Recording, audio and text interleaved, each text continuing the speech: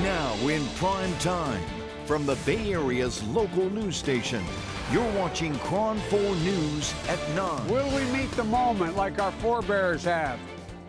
I believe we must, and I believe we will.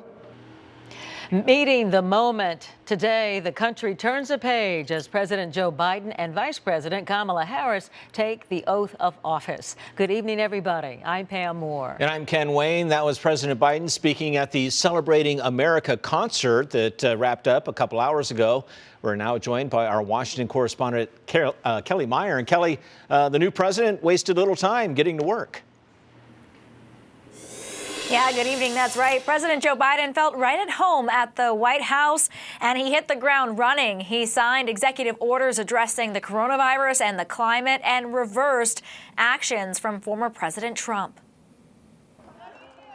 Joe Biden returned to the White House Wednesday, this time as president. No time to waste. The newly sworn-in President Biden signed several executive orders, including one on COVID-19, mandating masks on federal property. We're going to rebuild our economy as well.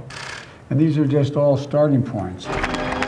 It was a whirlwind day for the president and Vice President Kamala Harris, who was sworn in as the first female, first Black American, and first South Asian American to hold the office. So help me God. On the west front of the U.S. Capitol, President Biden gave his first address, laying out his hope for the next 4 years. And set our sights on the nation we know we can be and we must be. Former presidents Obama, Bush, and Clinton were all there and joined the new leaders in a wreath-laying ceremony at Arlington National Cemetery. Present The evening's usual inaugural parties are being replaced by a primetime broadcast called Celebrating America, with celebrity guests and a final message from the new president. And to overcome the challenges in front of us requires the most elusive of all things in a democracy: unity. A busy end to the day at the White House and here at the U.S. Capitol. 3 new Democratic senators were sworn in late this afternoon, ushering in a Democratic majority, which will only help push President Biden's agenda forward. Kelly, we understand that while Mr. Trump was not at the inauguration, he did, in fact, leave a letter for President Biden. Any idea what was said in that letter? Well, we're very curious what was inside that letter that he left for the newly elected president here. But President Biden says that it was generous and gracious, but that was about all that he said. He kept the rest close to his chest, and he says he will keep that private until he talks to the president. The former May president. or may not find out what was in that letter. All right, Kelly Meyer live in Washington, D.C. Kelly, thank you very much. And our coverage of the inauguration of President Joe Biden and Vice President Kamala Harris continues now. Joined now by our political analyst, Michael Yockey. Michael, thanks for joining us. Your reaction, I mean, there's a lot going on today, a lot to digest, but if you can kind of sum it up, how do you think today went? I think it was a combination of exhalation and exhilaration. Exhalation starting in the morning to make sure that the transition actually occurred, that then President Trump left and didn't do anything strange in the meantime. And exhilaration at the inaugural itself, the speeches, that great performance, a poem by Amanda Gorman, the uplifting and unifying message of both the president and the vice president. And then that virtual inaugural, which actually, I thought to myself, that actually should be the standard, because it's a way of including people in the day that doesn't require you to spend a lot of money or have a corporation spend a lot of money to get access to the president and share the celebration of what is a very important day for America and for democracy. Michael, we want to go to a soundbite from Vice President, I keep calling him, you have to get used to the new term, to President Biden, talking about the civil war going on in the nation, and then we'll get your reaction on the other side. We must end this uncivil war that pits red against blue, rural versus urban, conservative versus liberal. In the work ahead of us, we're going to need each other. We need all our strength to persevere through this dark winter. Michael, your reaction. Well, interesting that the use of the term uncivil war. I mean, it's a good, interesting play on words. We're not in a real civil war. It's not an uncivil, but we're in an uncivil place in our society where people are divided as never before, where the rhetoric is ratcheted up to an extreme, and where you saw basically the assault on the Capitol 2 weeks ago today. I think it's a good message. It's a unifying message. It's one that needs to be said, but it's going to need to be repeated by more than just the president and the vice president. It needs to be echoed by Mitch McConnell, by Josh Hawley, by Ted Cruz, by Kevin McCarthy, because we're really going to need to get people to understand this was a free and fair election. We need to move on. This is how democracy works, and then. And only really then, I think, can you have a platform for bipartisan cooperation and going forward, especially at a time when we need it during the pandemic. Well, as you know, former President Trump broke with tradition. He did not attend the ceremony. He didn't go to a lunch. He didn't meet the incoming president at the White House. None of those things. He had his own separate send-off at Joint Base Andrews. Let's listen to a little bit what he said and then get your reaction on the other side. I will always fight for you. I will be watching, I will be listening, and I will tell you that the future of this country has never been better. I wish the new administration great luck and great success. I think they'll have great success. They have the foundation to do something really spectacular. Michael, what do you think? Well, aside from the self-aggrandizing, basically that I built the foundation for its spectacular success when 400,000 Americans are dead and our economy is still in tatters. I mean, this is a president who decided to send himself into exile. This is what dictators tend to do. They delude themselves into thinking they were the greatest, and they send themselves off in a martial way with 21 gun salutes and big airplanes. But it was very sad. I mean, it was very sad for democracy. But today is a day that showed that even without observing the traditions of giving the concession speech, of being the gracious host, of honoring the tradition of the hallmark of American democracy, which is the transition of power from one leader to another, it still survives, notwithstanding the former president's best efforts to do otherwise. So, Michael, Mr. Biden, President Biden talked about the importance of truth. He said that he encouraged people to reject facts which are manipulated and even manufactured. We have a divided nation because people are getting their information from different sources, some of them not reputable. How do you bring people together? And do you think that Silicon Valley has a responsibility in light of moving forward, trying to build this unity that the president wants? I absolutely do think that Silicon Valley has a responsibility. All these platforms have a responsibility to be truthful and not allow crazy things like QAnon to just spread like wildfire. I mean, I am a First Amendment guardian. It's something that I am committed to. But there's a difference between free speech and these platforms which are pay for play that allow this incredibly unchecked hate and conspiracy theories to abound, and to target people to recruit even more members through their algorithms. I mean, that to me is really the amplification that has caused so much of what we see today, and what resulted, again, like I said, in that terrible day 2 weeks ago in the Capitol. So yeah, that has to happen. But again, the political leaders have to take responsibility. It would be nice if Kevin McCarthy, if Josh Hawley and Ted Cruz, as I said basically, this was a free and fair election. I'm sorry that we lied. We take responsibility. Let's move on. They can still disagree. As President Biden said, we can at least let it be heard. Let's have a fair discussion. And if you disagree, we move on. But that's not what's happening. It's more like it's been Molotov cocktail bomb throwing for the past 4 years. And at least one thing, may be good out of this, which is that the former president is now a private citizen. He no longer can abuse Twitter and other platforms like he used to.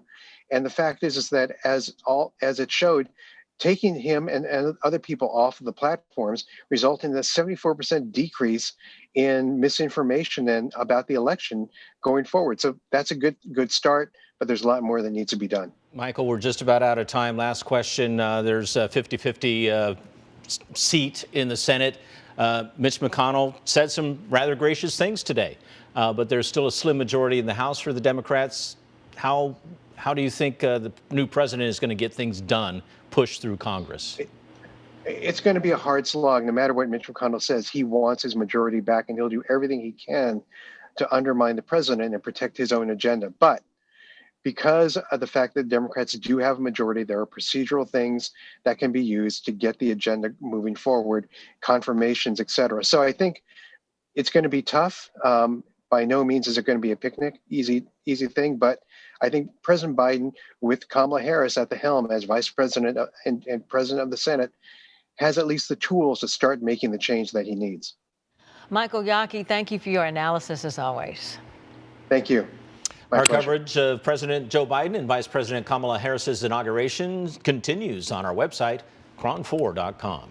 And now on to the coronavirus. The new director of the U.S. Center for Disease Control and Prevention says healthier days lie ahead. However, Dr. Rochelle Walensky also says getting there will require a rapid acceleration of COVID-19 testing, surveillance, and vaccination. The CDC currently projects up to 508,000 COVID deaths by mid-February in this country. Tonight, more than 3 million Americans have been infected with the virus and more than 405,000 Americans have died. Since the pandemic began, the Trump administration was criticized for mismanaging and politicizing the response. President Joe Biden has pledged to correct that. Hours after taking the oath, Mr. Biden made good on his pledge. And as KRON 4's Dan Kerman tells us, medical experts say it is a sign a more serious effort to fight the disease is on the way. If there was any question how a Biden administration would look different in the fight against COVID-19, it took just a few hours after taking the oath of office to find out. In a series of executive orders, President Joe Biden resurrected a federal office to coordinate a national response to the virus. He had the U.S. rejoin the World Health Organization and mandated mask wearing on federal property, all while wearing a mask himself. It sets a tone that masking is important, that that behavior is something to model, and it sets a standard essentially for the nation, and it gives an endpoint, 100 days. Let's do it for 100 days. UCSF infectious disease specialist Dr. Monica Gandhi says equally important is the decision to rejoin the World Health Organization. There's a lot of symbolism to that we're going to join together with the world to try to fight the pandemic. It's all very important. The new administration is going to make a profound difference in how we handle this pandemic. UC Berkeley infectious disease professor Dr. John Swartzberg agrees. He says simply having a plan and a coordinated group to execute that plan will go a long way in terms of prevention and vaccine rollout. He says President Biden's commitment to be honest with the American public will also go a long way. I think the transparency is critical with the vaccines. It's critical with every element of this pandemic. The American people need to know what's going on. We can deal with bad news. We just need news that we can trust. Dan Kerman, KRON 4 News. Here's a look at the latest numbers in the COVID-19 vaccine rollout. According to the Centers for Disease Control and Prevention, close to 36 million COVID shots have been distributed in the U.S., but only 16 million Americans have actually received the vaccine. That's less than half of all the available doses. The California State Department of Public Health says a little more than 1 million of the state's 3.2 million doses have been issued and given out to patients. On top of a slow rollout, people say the way the vaccine is being distributed is confusing. San Francisco Supervisor Matt Haney called in private health care providers for a special hearing focusing on how the city's Department of Public Health and private health care can develop a better COVID mass vaccination strategy. I'm expressing frustration that my residents have all across the board. They go to DPH and DPH says go to talk to the private insurer. Private insurer says go talk to the county. We have team coverage for you tonight on the slow and confusing rollout of the vaccine. KRON 4's Gail Ong is in San Mateo County, where the county's health officer says the state's rollout plan is botched. But we begin with KRON 4's Taylor Bisacki. She is following San Francisco's plan to vaccinate all San Franciscans by the end of June. Taylor. Well, together, the city and private providers hope to facilitate 10,000 doses of the vaccine per day, and massive vaccination sites like this one at City College, which opens on Friday, will help. But ultimately, it comes down to the vaccine supply, and I'll tell you, we're going to need a lot more to meet that goal.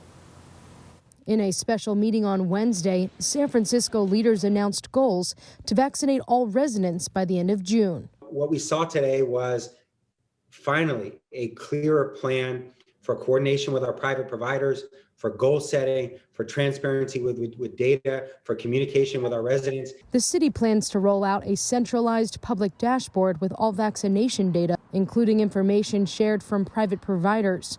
While the collaboration is hopeful, San Francisco still has a long way to go before hitting that milestone. To get there, the city needs a much larger vaccine supply and needs to dramatically increase its daily vaccination numbers. Dr. Peter Chin Hong of UCSF explains some of the challenges thus far. Issue for all of us on the ground level has been really transparency.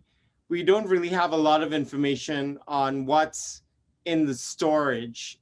We know that the national stockpile wasn't really the national stockpile. And I think a lot of people had banked on those doses when they were thinking of the timeline. In addition to communication issues and unpredictable vaccine supply from the federal government and state, reactions to the Moderna vaccine have also slowed the distribution process in the city. Dr. Chin Hong says San Francisco is vaccinating at about 20% the level it expected to at this point. Under these current conditions, he says reaching that June goal is not realistic. June is not realistic at the pace we're moving because we don't even know how many vaccines we have in national storage. Now, despite these setbacks, many believe that we are on the right track now that many people are on the same page and we have a plan laid out. No projected date when that public dashboard will be available, but right now you can head to sfgov.org to sign up for notifications around the time when you'll be eligible to receive the vaccine. For now, we're live in San Francisco. Taylor Bisacki, KRON 4 News. Taylor, thank you for that. Meantime, on the peninsula, confusion over the COVID vaccine distribution. San Mateo County's health officer published a lengthy statement criticizing the rollout and the lack of transparency from the state and federal governments. And like other Bay Area counties, there's more demand than supply. KRON 4's Gail Ong joins us live now from San Mateo with details on this part of the story. Gail.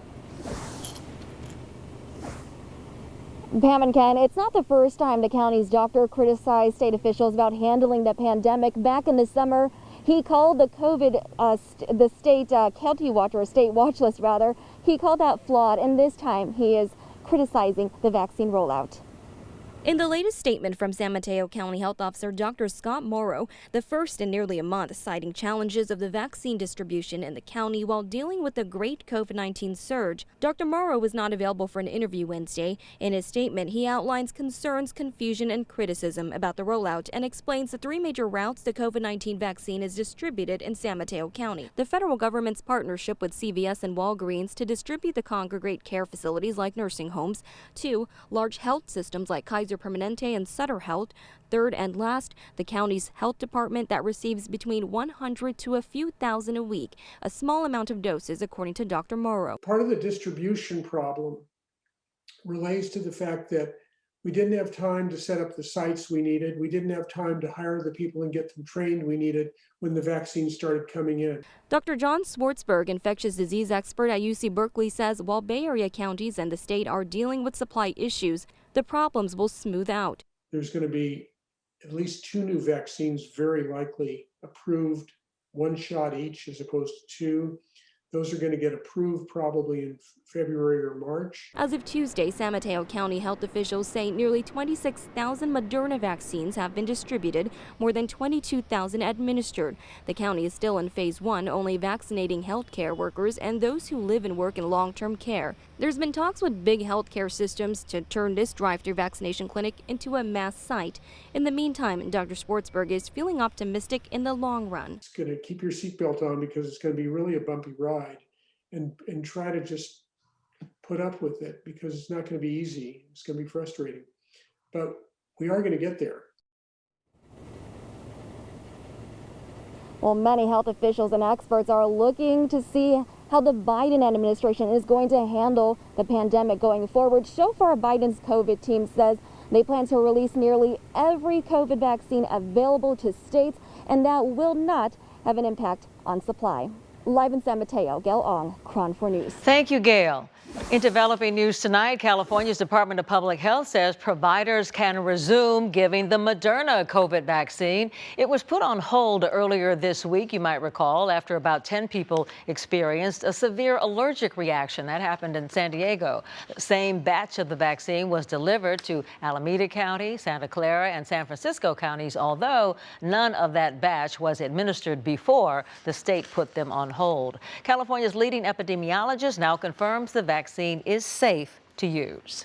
Next on KRON 4 News at 9, our coverage of today's inauguration continues with Joe Biden's executive orders and the Trump policies he's trying to uproot. Plus, we have reaction from local lawmakers on today's historic event. And today, Kamala Harris broke down barriers taking the oath of office as vice president. Her message tonight to all Americans. And the warm temperatures we've been enjoying, they are soon to go away, replaced by much colder air, some rain, and maybe even a little snow. We'll talk about it coming up next.